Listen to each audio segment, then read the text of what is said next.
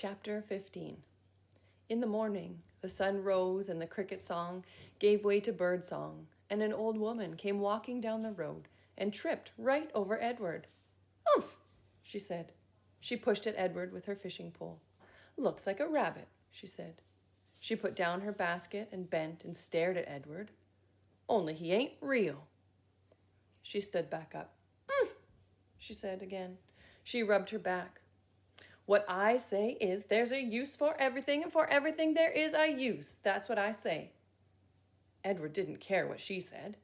The terrible ache he had felt the night before had gone away and had been replaced with a different feeling, one of hollowness and despair. "Pick me up or don't pick me up," the rabbit thought. "It makes no difference to me." The old lady picked him up. She bent him double and put him in her basket, which smelled of weeds and fish, and then she kept walking, swinging the basket and singing, "Nobody knows the troubles I've seen." Edward, in spite of himself, listened.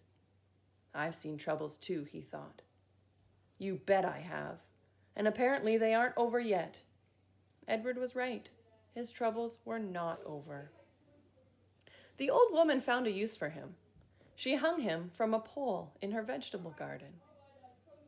She nailed his velvet ears to the wooden poles and spread his arms out as if he were flying, and attached his paws to the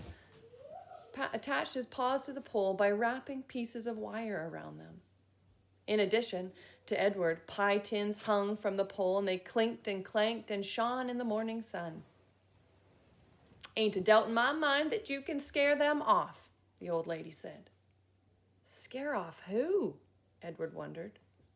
Birds, he soon discovered. Crows.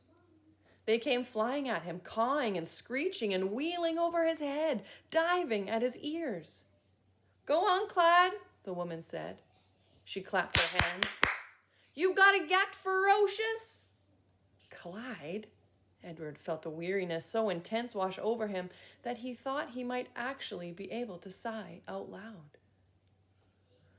Would the world never tire of calling him by the wrong name? The woman clapped her hands again. "Get to work, Clyde," she said. "Scare off them birds."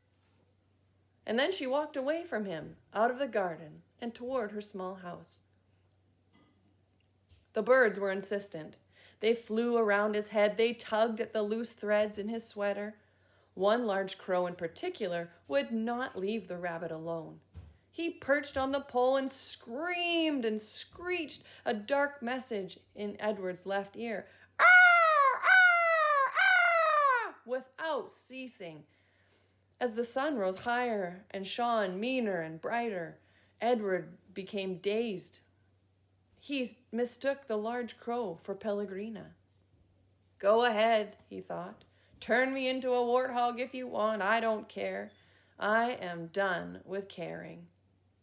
"Ah! Ah!" said the Pellegrina crow. Finally, the sun set and the birds flew away. Edward hung by his velvet ears and looked up at the sky. He saw the stars. But for the first time in his life, he looked at them and felt no comfort. Instead, he felt mocked. "You are down there alone," the stars seemed to say to him, "and we are up here in our constellations, together." "I have been loved," Edward told the stars.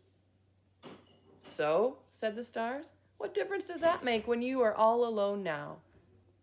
Edward could think of no answer to that question. Eventually the sky lighted and the stars disappeared one by one. The birds returned and the old woman came back to the garden. She brought a boy with her.